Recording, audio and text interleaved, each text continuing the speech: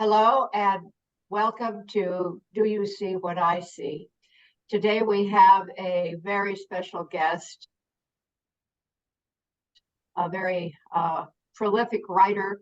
He is a professor, he is a poet, he is a peace and social justice activist, Rafael Jesús González. Welcome, Rafael, to Do You See What I See? Well, thank you so much, Yolanda. It's a pleasure to be virtually with you. Well, it's a new way to keep company. Your life has been one of many talents, many gifts. I'm fascinated by your early days. You grew up in El Paso. You had a cross-border life. You had family in Chihuahua, where, by the way, my family is also from Chihuahua, Mexico. And I want you to talk about the impact on your life and your life's trajectory of those early days. Wow. Well, as you said, I was born and raised right on the border, the El Paso Juárez area. So consequently, I grew up biculturally, bilingually, with family on both sides of the Rio Grande, the Rio Bravo. So a great influence in that was in my being bilingual, and all my writing, my thinking has been bilingual. The early influences, of course, as with everybody, it was with my parents. And my entry to literature was through my parents. They would read to me from since I was a child, and they especially read to me poetry. Really? Yes, and they had me memorize poems, which I'm sure not complete.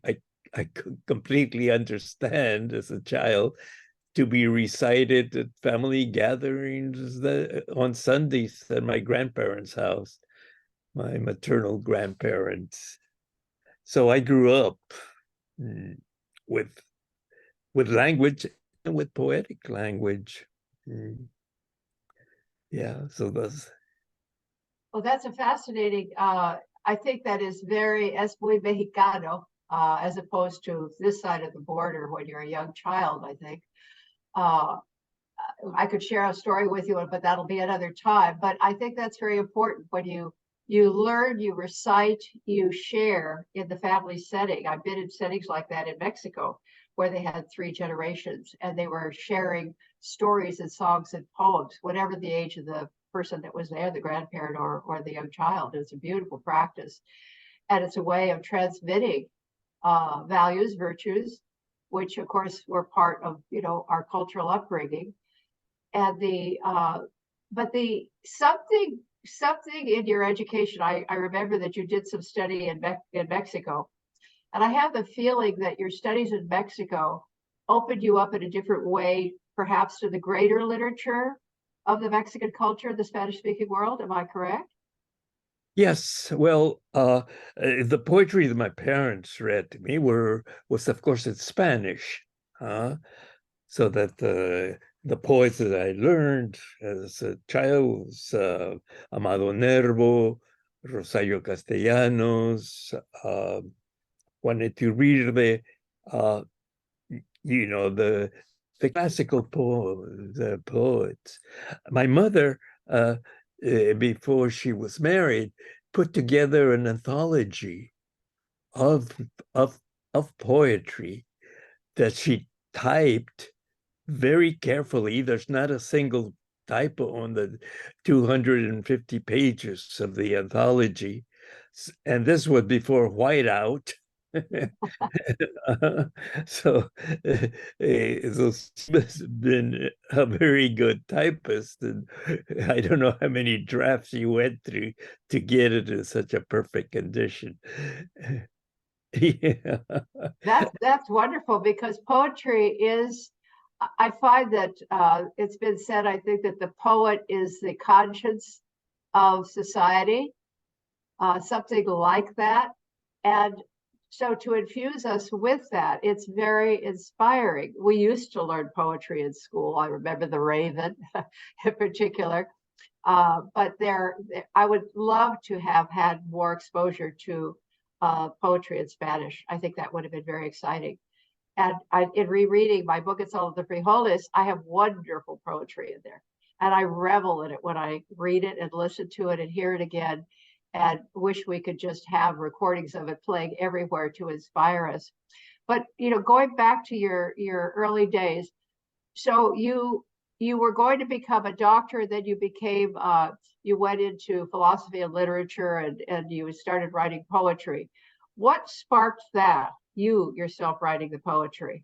Okay, well, let's clarify something. I was writing poetry when I was 3 or 4 years old. My goodness. Those children are. So I didn't start my poetry then. Certainly when I graduated from college, my ambition was to become a doctor.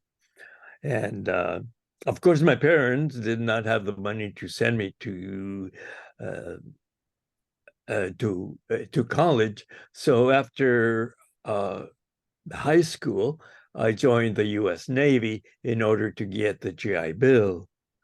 And in the Navy, I was in the hospital corps.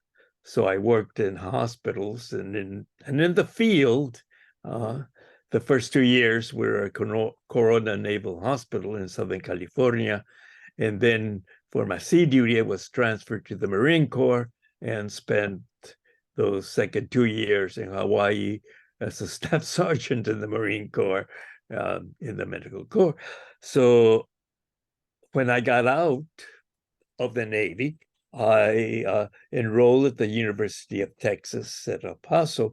At that time, it was Texas Western College of the University of Texas, and did all my work in pre-med with a double major in Spanish and English literature, and took some time off before I graduated to study at the Universidad Autónoma de Mexico, where I studied Mexican archaeology, history of Mexican art, Mexican philosophy, Mexican literature. And when I graduated from UTEP, Texas Western College, in applying for 2 medical schools, I went through a crisis there. Do I want to do this for the rest of my life?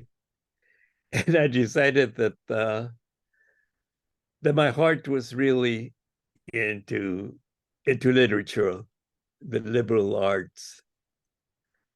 So I told my professors this, and Dr. Ray Pass, one of my professors in English, said, "Well, I'll nominate you for a Woodrow Wilson fellowship." So I did. I made it to the finals of this scholarship, and went to Austin for the formal interview by the committee, Woodrow Wilson Committee, and that's something interesting because it was a whole trajectory of thing. When I was out there filling the papers to be reimbursed for my travels to Austin, the chairman of the Woodrow Wilson Committee came to me, Dean Hubbard, I remember his name, from the University of Tulane, and told me and said, "Have you thought of applying for a National Education Act fellowship?" And I said, "No, I hadn't even heard of it." And he said, "Well, it's a 3-year fellowship, and the Woodrow Wilson is only one. So why don't you apply to the University of Oregon?" He said, it has an up-and-coming English department there, headed by Dr. Kester Svensson, who is an authority on Milton. I thought, okay, I will.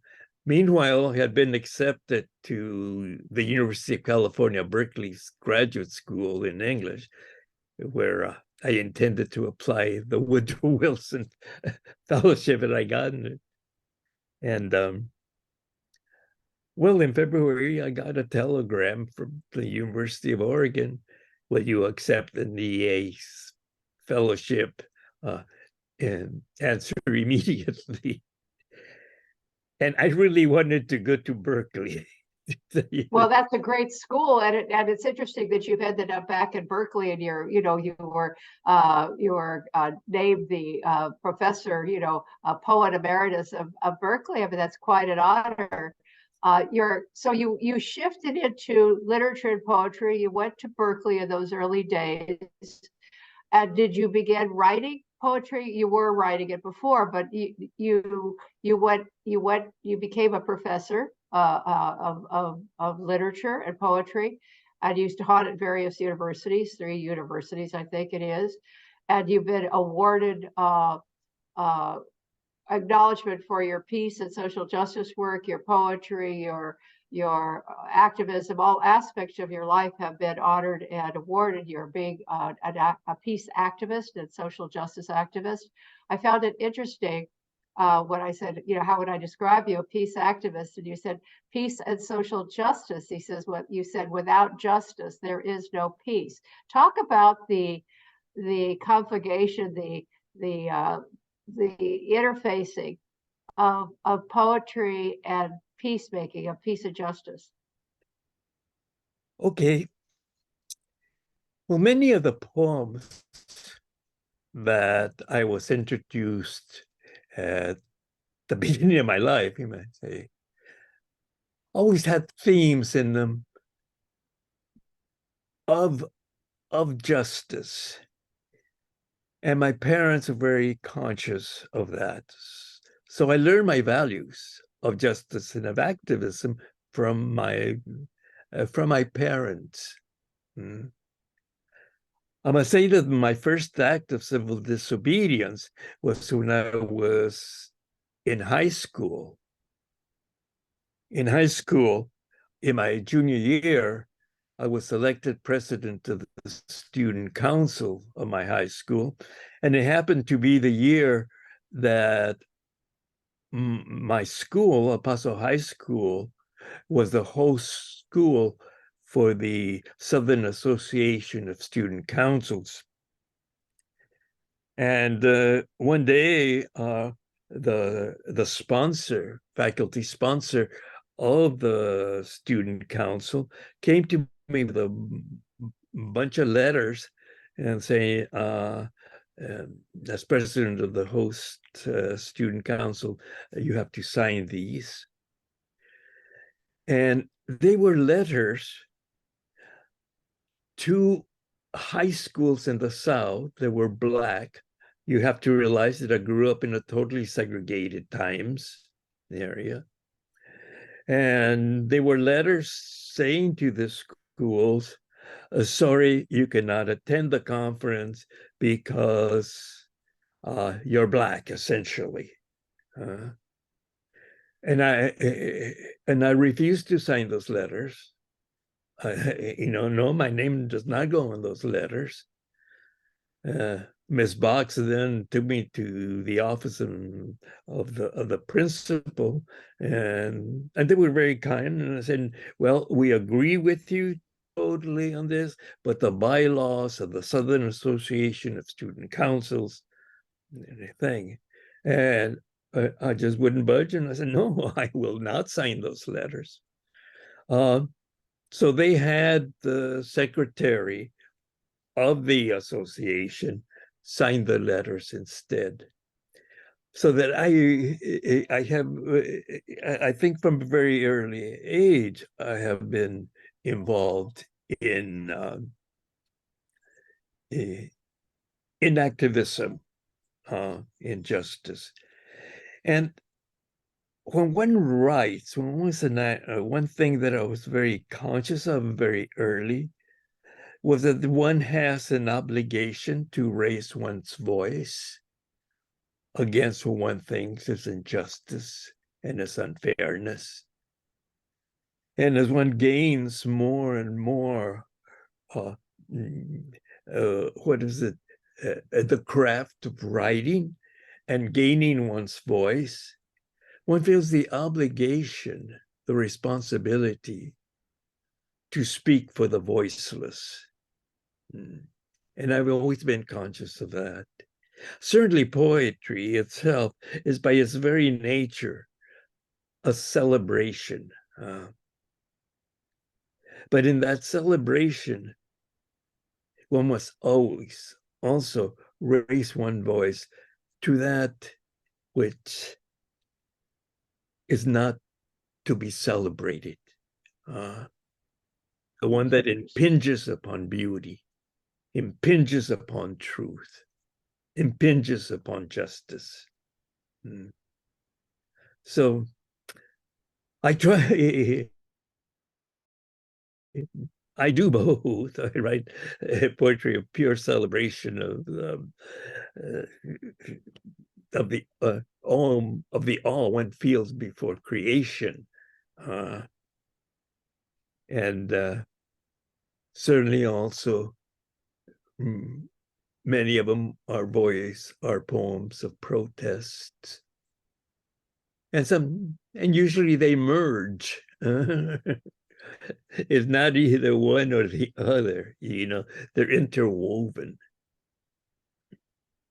Well, you have a beautiful way of interweaving the ancient and the contemporary, the symbolism of ancient precious stones, for example, in some of the, poetry that I've seen that, when you're celebrating birthdays and the different astrological signs, but you, like many others, blend the ancient and the contemporary.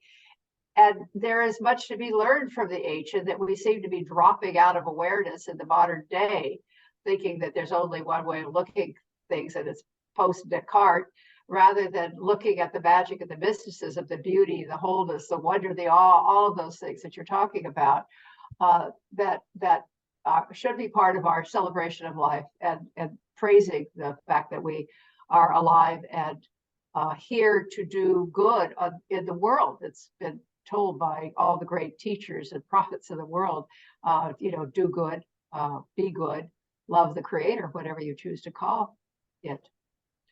So it's, I love the way you do that, and you do it so beautifully. Thank you, Yolanda.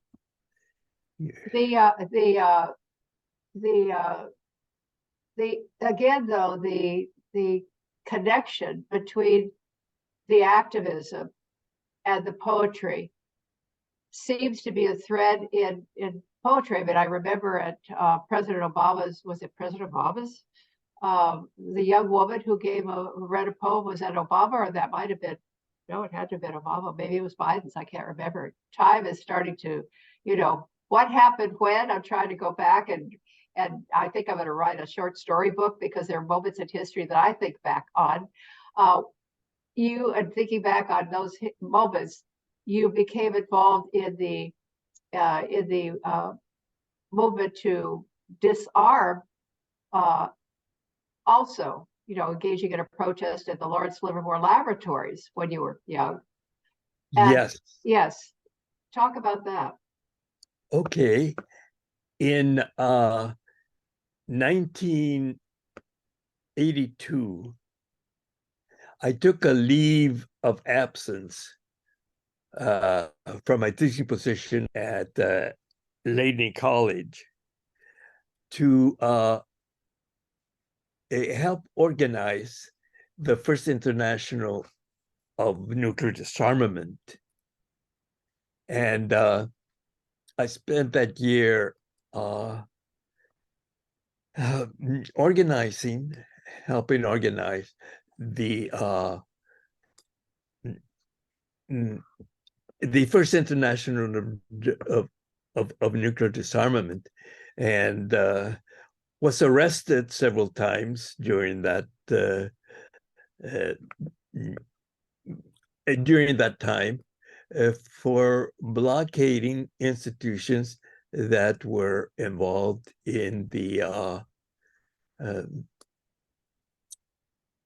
arms race, a kind of thing. So yeah, I'm still involved in it. In the movement, mostly through my writing now, since the COVID thing. So yeah. Well, that's an ongoing issue. You know, we during the 60s, I remember those times of, you know, peaceful protests and actions. And we were even going back further than that. You know, Eisenhower warned of the beware of the military industrial complex. And notice he's probably one of the most ignored presidents in history, probably because he said that. But the issues are still there. And so in this world, and today we're in a very difficult and challenging position. We have what, 100, over 100 violent conflicts ongoing across the globe. We have the war in Ukraine, certainly. We have other wars that are officially declared wars, but you know, over 100 armed conflicts, that's a bit much, is it not? So with those Yes. issues pending, what activities are you encouraging people to engage in to peacefully seek change? Civil disobedience and going out into the streets and writing our representatives and raising ruckus. That we have to do, kind of thing.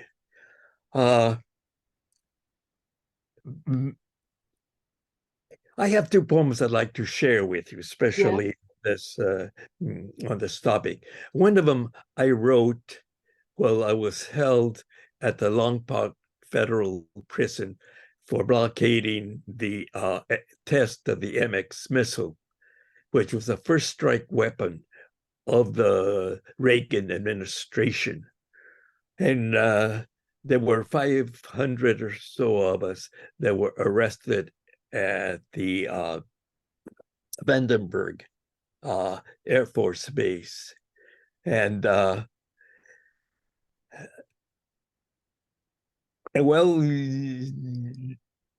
while I was held in jail, I wrote these words: "Here for life, Vandenberg Air Force Base, January 1983, first blockade of MX missile testing.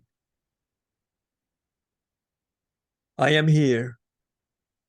I wear the old one's jade. It's light, they said, and precious. Turquoise have sought to hone my visions, and coral to cultivate the heart, mother of pearl for purity.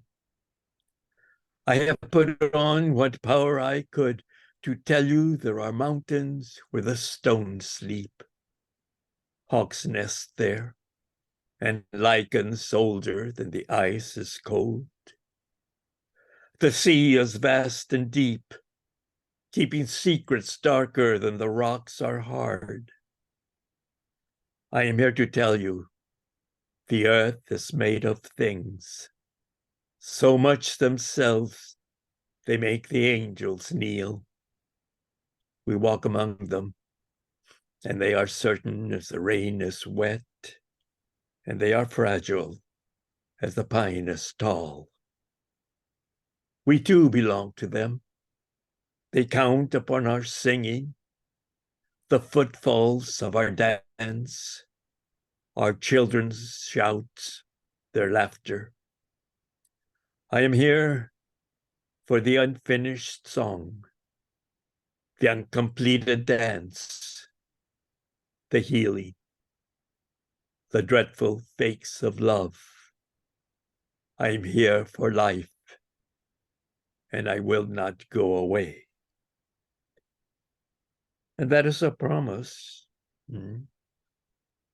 that as long as I have voice in it, I will race it against the forces of death and the forces of injustice. We are now on the brink of a nuclear war between the U.S. and Russia. I say between the U.S. and Russia, but it will be for the whole life, for the whole world. So that's it, that's where I stand. Right. I think our time is going a bit short here. Yeah, so I might say that I read to you the English version of this poem. Yes. But all my poems, or 99% of them, are written in both languages. Right. Well, it's a beautiful way to reach out, and that's a magnificent poem. And again, drawing from the precious stones and the qualities of spirit and heart that we want to live in our lives today. You represent much of what the heart mind that we're now acknowledging as being who we really are, not really the brain, but the heart mind. And that is one of the ideas that I think you capture in your work, and that will keep us going and keep us hopeful, because we could get very depressed about what we're looking at in the world. But you provide hope through the beauty of your poetry. And we live hope when we take action, when we acknowledge the wrong, seek to do something to change it. Yes, like you say, express the voice against death and destruction and falsehood and lies, and seek to embody the hope, the love, the unity that is taught throughout, philosophies, religions, and spiritual practices across the centuries. Recordarte cómo se siente el sol, el sabor de la sal, el olor del aruel, el chirrido de grillo en noche de verano, el arco iris después de lluvia, lo que es amar. Imploraré a tu goce o a tu pavor. Puede ser terrible la tierra, en sus tormentas y en sus temblores, pero es la medida de cuál paraíso imaginemos jamás. Tú y yo moriremos demasiado pronto, pero que no siga la vida es más allá de aceptable. ¿Qué puedo decir para que ames la vida? Suficiente para que actúes y alcances la voz en su defensa. What can I say to entice you to defend the earth? Remind you how the sun feels, the taste of salt, the smell of bay, a cricket chirp on a summer night, the rainbow after rain, what it is to love? Shall I appeal to your joy or to your fear? Earth can be terrible in her storms and in her quakes, but she is the measure of any paradise we will ever imagine. You and I will die all too soon, but the life will not go on is beyond accepting. What can I say to make you love life enough to act and raise your voice in her defense? And that's called The Call. It's magnificent, as is, all of the poetry I've ever heard you, deliver or read. And it's a call to action, a call to inspiration, and it's something each and every one of us can do. Thank you so much for joining us today on Do You See What I See? Rafael J. González. Muchísimas gracias. And do tune in next month. I have another wonderful guest.